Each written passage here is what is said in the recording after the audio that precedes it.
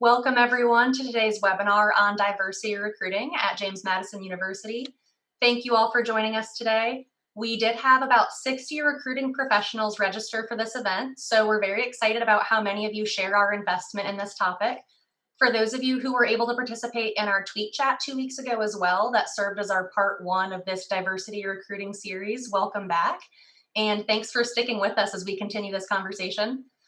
And thank you to those of us who either participated in the polls that were part of that tweet chat or who gave us more context for what you were hoping to learn more about when you initially registered for this webinar. Just know that those areas of interest that you indicated did drive which topics we'll be spending the most time focusing on today. So as we're all aware, we'll be discussing strategies and best practices for diversity recruiting, both generally and specific to JMU students. A few quick housekeeping items before we get started. Please be sure to leave yourself muted during the presentation portion of our conversation just to cut down on background noise, make things as accessible for folks as possible. If you do end up having any connectivity issues and you need to leave and rejoin the meeting, our team will be monitoring that as well to let you back in when you're ready, so feel free to pop right back in if you need to step out for a minute. If you have questions throughout the webinar today, please go ahead and leave them in the chat as they come to you so we can address them closer to the end. And if we could go ahead and go to our next slide, please. Thank you. To introduce our presenters this morning, my name is Danielle Brooks Ritchie. I use she, her pronouns. I'm the recruiting programs coordinator for JMU's Career Center. I'm also the Career Center liaison to JMU's Office of Disability Services. Presenting with me is Morgan Vega Gomez, who we'll hear from shortly as well. Morgan uses she, her pronouns, and she is our communications and marketing coordinator for JMU's Career Center. She also serves as our liaison to the Center for Global Engagement. Morgan and I have worked in career services for 6 and 4 years respectively. We also both received our master's degrees in writing, rhetoric, and technical communication right here at JMU, where we focused on various aspects of the social and rhetorical impact of power differentials and inherent power imbalances, which we've certainly seen play out in the field of career services and in the broader recruiting landscape. So we're particularly excited to get to engage with you all about this topic today. To briefly speak to our own positionalities in this process, we do want to take a moment and acknowledge that our own social identities have an impact on how we each approach this information, as do all of the layers of intersectional privilege we both inhabit. As a result of that, we won't be speaking from our own lived experiences throughout the content we cover today, and instead we'll be relying on research and publications of the shared lived experiences of others throughout the presentation, and you'll hear us mention and cite several studies throughout the presentation today. We will be sharing a follow-up email with all of our participants later this week with notes from the presentation, and we'll be including source material and additional resources so you can explore other areas of interest in further depth. So if you hear us mention an article or a study today that you're really curious about, want to learn more, you'll absolutely have the opportunity to do so. So we just wanted to kick things off with a quote from a recent Handshake blog post on this topic that we thought really exemplified the more holistic view of diversity recruiting that we're all aiming for, which was, "Diversity and inclusion is about adding more voices and perspectives to make better decisions, provide solutions that resonate with community, and drive your mission forward." And if we could go to our next slide, please. Thank you. Now, in addition to my role as our office's liaison to the Office of Disability Services and Morgan's liaison role with the Center for Global Engagement, our Career Center has several additional liaisons to identity-based student groups who are with us today. So joining us are Venus Miller and Colleen Waller, who both use she, her pronouns, our liaisons to the Center for Multicultural Student Services. Lindsay Scott, who uses she, her pronouns, is our liaison to the Basic Needs Coalition. Logan Ziegler uses she, her pronouns and is our liaison to sexual orientation, gender identity, and expression. Carolyn Smith uses she, her pronouns and is our liaison to student athlete services. And Michael Rybach uses he, him pronouns and is our liaison to student veterans. Now, our office's creation of this group of liaisons to student-based populations is just one of the ways we're trying to enact our ongoing commitment to social justice and inclusion and our aim to serve all JMU students. So we'll be ending our webinar today with roughly 20 minutes for a Q&A section. So please be sure that you're putting all those questions that come to mind to you throughout the presentation in the chat, because Morgan, myself, and all of our fellow liaisons to identity-based populations that you see listed here will be present to answer as many questions as we can and do our best to bring our ongoing knowledge of our population areas of focus to that conversation. And if we can go to the next slide, I'll turn things over to Morgan for a bit. Great. So just as an overview of our discussion today, we're first just going to establish some common language. Then we're going to move on to strategies for attracting diverse talent, then engaging with underrepresented student communities. And then I'm going to share some best practices from other recruiters. And then, as Danielle mentioned, we're going to follow all that up with 20 minutes of answering questions. So first, talking about common language. So now that we know the overview of what we're sharing today, I'm just going to briefly solidify our common language as a foundation for today's presentation. I also want to point out that a committee within Student Affairs shared social justice and inclusion presentation materials with staff across the division for training our student staff. So the majority of what I'll now be sharing is from those training materials. Our staff is actually conducting this training with our students later this week, which will be an hour long, so this is definitely a condensed overview of that original training. And again, not only do I want to acknowledge the work of this committee, I think knowing this common language from the university will definitely be helpful in your recruiting efforts as well. So first, diversity. Diversity is a broad concept that implies inclusion of the many characteristics related to social identities. Diversity, therefore, is associated with privileged and underrepresented experiences and identities such as race and gender expression. For us and for our conversations today and going forward, we want to make a distinction, though, between diversity and difference. Diversity is not a synonym for difference, which is related to interests and experiences. Differences may be influenced by social identities such as hometown and personality. Once diversity is tied to social identities, we can truly talk about privileged and diversifying our spaces. So now, social justice. Social justice is a vision of society in which the distribution of resources is equitable and all members are physically and psychologically safe and secure.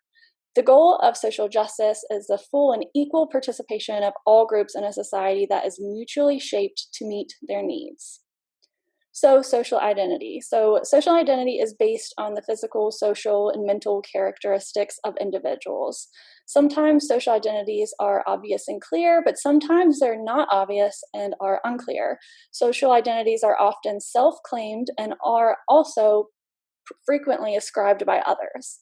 As mentioned, social identities are associated with privileged groups and underrepresented oppressed groups. So, for example, age is an aspect of social identity where the privileged dominant group is individuals 30 to 50 years old and marginalized group being below 30 and above 50.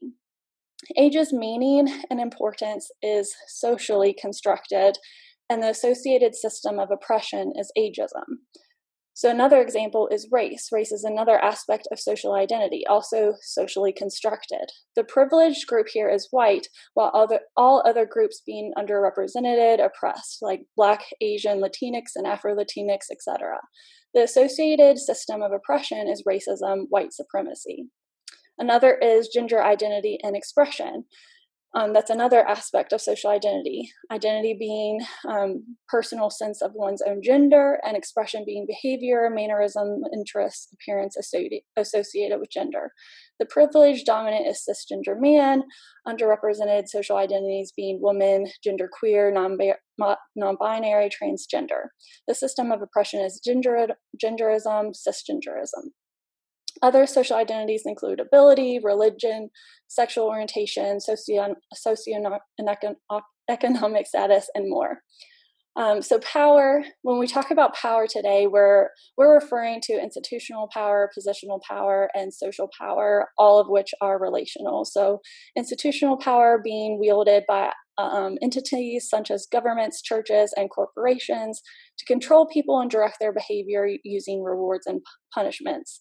This type of power exists where authority has been approved by a society and accepted as legitimate. So an example of this would be policies and procedures. Positional power is the authority you wield by virtue of your position in an organization's hierarchy structure. This includes policy enforcement and access to opportunities and support. While social power refers to accessing resources that enhance one's chances of getting what one needs or influencing others in order to lead a safe, productive, fulfilling life. So some examples of this would be an adequate grasp of the language, social cues, and meeting conventional standards of behavior. So then kind of moving on to privilege and oppression. Privilege is unearned social power accorded by the formal and informal institutions of society to all members of a dominant group at the expense of targeted groups, while oppression is a systematic subjugation of one social group by a more powerful social group for the social, economic, and political benefit of the more powerful social group. So now that we have a lot of that common language, finally getting back to like what our purpose for today is when we're talking about diversity recruiting. When we talk about diversity recruiting, we mean that as actively seeking out job candidates who are from diverse, underrepresented backgrounds, taking steps to ensure talent acquisition processes are more inclusive, and removing barriers that prevent all candidates from having equal opportunity during the hiring process. So now with that said, we're going to move on to attracting diverse talent. Thanks, Morgan. Now, there are a lot of factors that will impact your recruiting team's ability to attract and retain diverse talent, and we certainly won't be able to cover all of that today. That's quite a deep dive.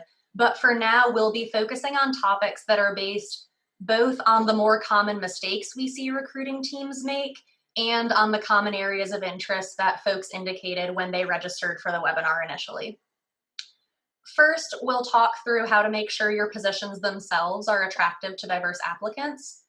You'll want to consider an equal employment opportunity or EEO statement that goes beyond the basics while maintaining a sense of being genuine to your company. Now, we do provide resources to our students on how to research and find potential employers that will make them feel welcome and where they might feel comfortable bringing their whole selves to the workplace.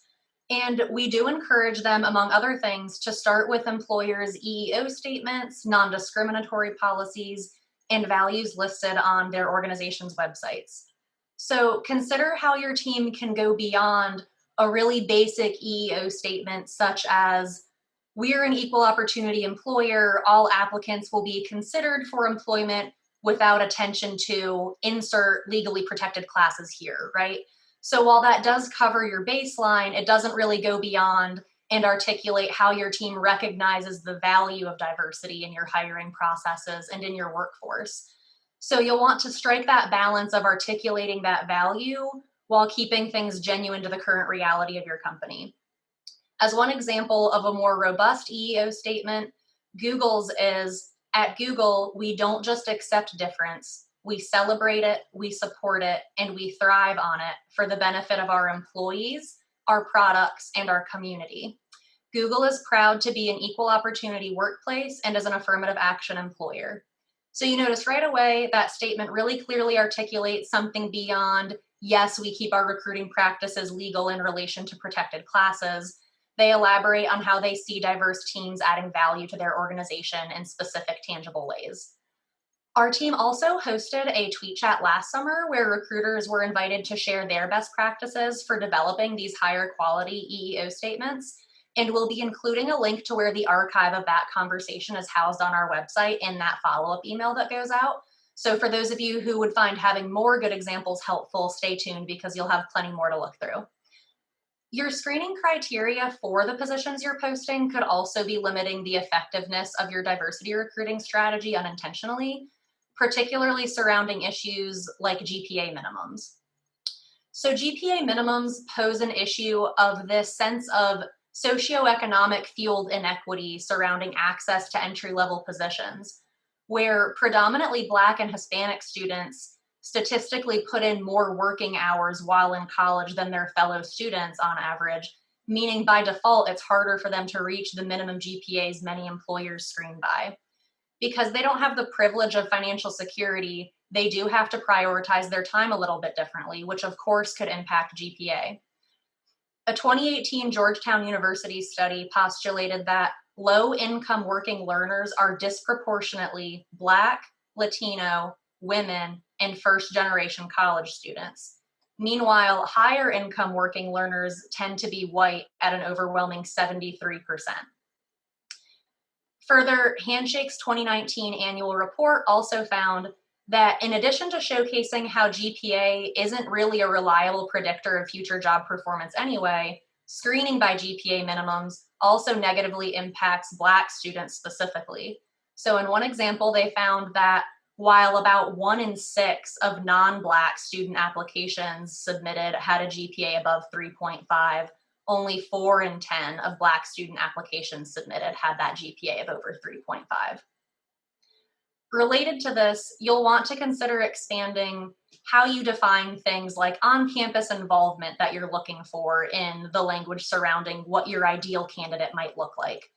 So those same factors of privilege surrounding race, socioeconomic status, and access to time, so time privilege, that we discussed a moment ago, also impact students' ability to carve out that time for more traditional on-campus involvement opportunities that might come to mind, such as clubs and student orgs, because they might need to prioritize paid opportunities to continue feeling somewhat financially secure during their college years. So instead, consider framing your posting language around what skills you hope candidates can bring to the table, rather than giving examples of types of experiences you're looking for. This can encourage more types of applicants to articulate how their skills from a myriad of different backgrounds and experiences can still translate really well into what you're looking for in a candidate. You also risk turning applicants off from your company through subtle cues in the language of your position descriptions. A 2018 study found that 55% of job candidates consider job descriptions to be among the most helpful things when deciding if a company is a good fit for them. So you'll want to make sure you understand how carefully many of our students are reviewing the language choices that you're making in your postings. So those subtle rhetorical cues have a lot of weight and value. A very common mistake that we tend to see is unintentionally gender-biased language. So gender-charged words have a big impact on your final applicant pool. As one example, someone who identifies as a woman is unlikely to feel welcome when reading a position description that includes gender-charged adjectives that are traditionally associated with valuing masculinity. Examples of those gender-charged adjectives could include dominate, competitive, decisive, determined. So especially if you're coming from a place where you recruit in a field that sometimes struggles to diversify your gender representation, consider reviewing your positions for this charged language. Related to this, you'll want to just overall critically examine your language about your ideal applicant and determine if what you're listing under preferred qualifications is really all genuinely necessary for that position. A Harvard Business Review study last year found that while men apply for positions if they meet 60% of the qualifications, women only tend to apply if they meet 100% of those preferred qualifications. So even if it's unintentional, by making positions preferred qualifications seem overwhelming to most candidates and going above and beyond what you actually genuinely need for that position, you risk perpetuating these power imbalances because individuals who have had life experiences that reward rather than punish that confidence in aiming higher are more likely to feel comfortable applying and have access to employment opportunities. Also, for accessibility purposes, consider in your job description listing both a point of contact for questions about the position itself and a different point of contact for accessibility specific questions. So applicants with disabilities or impairments might have questions they'd rather keep between themselves and the appropriate HR point of contact, rather than having to potentially disclose something to their recruiter contact. And making this communication as easy as possible for them to figure out how to finesse is one way to avoid unintentionally excluding them from your applicant pool. Finally, while both Gen Z students and specifically our JMU students do tend to be very value-driven in their job search, many don't always have the privilege of not prioritizing salary and security, at least to some degree upon graduation, based on different financial security circumstances. And I think we've noticed this is definitely going to be more true in our current economic climate. So as much as you're able, be clear about providing an anticipated salary upfront in your job postings. Be very clear about whether things like relocation assistance are provided, and give as much detail as you can about your benefits packages. If you have a benefits package to offer that would appeal to diverse candidates, be sure to highlight that. So for example, if your company offers trans-inclusive healthcare, spouse and partner benefits, adoption leave, those would be things that you'd want to highlight that would be very appealing to some applicants. Even something as simple as specifying that your benefits package is very generous about sick day accrual could appeal to applicants of diverse abilities or health statuses. Now, speaking to attracting diverse talent in your hiring process, the key here is really flexibility, particularly avoiding requiring any last-minute scheduling availability for interviews or similar engagements in your recruiting process and pipeline. Given that students specifically from lower income backgrounds have work schedules that are often inflexible to ensure their continued financial security, unexpected time expectations can be a significant stressor for them. So any lack of last minute availability shouldn't be considered an indicator of future job performance or even an indicator of genuine interest in your company. This sense of flexibility might also apply to the time that you take to provide feedback to your applicants. While it's already a general best practice to provide feedback to your applicants, including those you didn't select when possible, this has particular repercussions in relation to your diversity goals. Many first-generation and low socioeconomic college students, which again are disproportionately Black and Hispanic students, don't always understand why they're struggling in college, both academically and otherwise at first, making it difficult to know what steps they need to take to improve. Now, this is directly linked to how heavily communication style is impacted by lived experience, culture background, and class background. Students who aren't already familiar with this culturally influenced communication style of large institutions of power, such as higher ed institutions like JMU or large company organizations, are only better able to adapt when the rules are explicitly stated. So these communication rules being explicitly shared.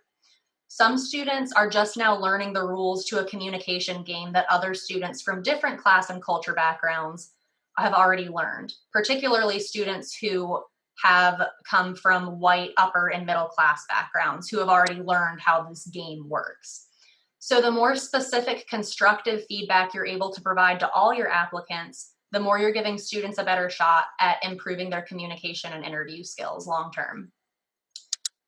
Also be prepared for applicants to ask you about your organization's commitment to diversity and inclusion, or for them to open a dialogue about their desire to work for an organization that values that diversity. So if you typically tend to open your interviews or your informational recruiting sessions with a brief overview of your company, you might consider just preemptively including information about your team's commitment to diversity. Addressing it yourself up front and encouraging further questions from applicants can go a long way towards showing that it's a conversation topic that you and your company value. Now, to maintain accessibility for all your qualified applicants, you'll also want to be sure that all members of your team who are a part of the interview process are familiar with the basics of reasonable accommodation.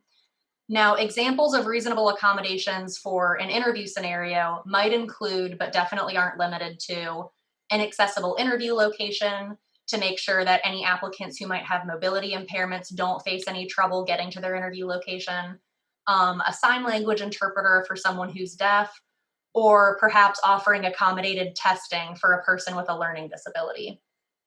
As a general rule, make sure at a minimum that members of your team who help with interviews know who in your company to reach out to if and when they receive a question of accessibility or accommodation during that interview process that they don't know how to handle. This is usually an HR representative from your team, But regardless, you just want to make sure that your interviewers don't appear caught off guard if they receive that request. Finally, if you do have employee affinity or resource groups, which we do highly recommend, we also suggest that you involve them a little bit more in your recruiting process. So you might ask members of your employee affinity groups to be panelists for your team's recruiting events, or they could serve as mentors for candidates. You also want to be sure that you're promoting information about any resource groups on your organization's website, as students will definitely see that information when they're reaching out to do more research about your company. And if we go to the next slide, Morgan's going to talk to us a little bit about ways to engage with these underrepresented student communities, both broadly and here at JMU. Thanks, Danielle. Yes, so engaging with underrepresented student communities. So before really talking about the available ways in which you can engage with underrepresented student communities here at JMU, I want to first speak to one way you might be hindering this effort. So by posting your positions on job and internship search sites like Handshake, by submitting our promotion request form to reach all students that meet your target majors, your class levels of interest, you are promoting your opportunities through the proper channels and not only through faculty referrals or internal company referrals. So, however, if you're relying on faculty referrals, students who build relationships with faculty are more likely to find out about opportunities through these referrals, while students from lower income backgrounds tend to view faculty as gatekeepers who are meant to make education more challenging. So middle class students more frequently understand that taking the initiative to build relationships with faculty lead to other opportunities. Students of color, particularly Black students, tend to make up a larger portion of lower SES demographic on campuses. So basically, by just doing faculty referrals or even internal company referrals, this is going to hinder how you're reaching underrepresented student communities. So again, like continue posting on Handshake and submitting our promotion request form. So kind of moving on to liaisons. So we mentioned our wonderful liaisons at the beginning of the presentation. So we have liaisons to both colleges and schools as well as to specific student communities. So liaisons to specific student communities are working with departments, offices across campus, committees across campus. So they are really tied into diversity-oriented professional organizations and student groups. So for these groups, we also have a listing called Be Involved, and we'll definitely share this, as Danielle mentioned, when we're providing resources later after the event. So these liaisons are featured on our website, on our staff page, so you can definitely connect with them. But kind of going back to the promotion form, so this is definitely like incorporated the proper channel, as mentioned, for sharing your positions with students and alumni.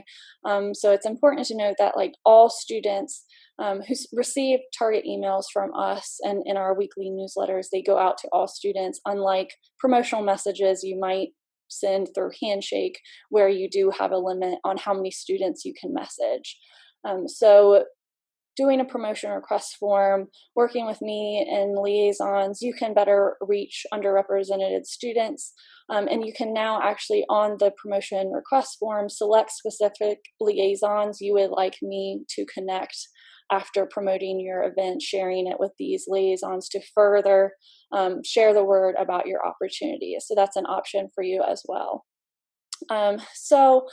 Another way to kind of engage with students, this is kind of going outside of specifically engagement, but consider how you can uplift students from underrepresented groups that you may already have a connection with at your company, such as a student that has a remote internship.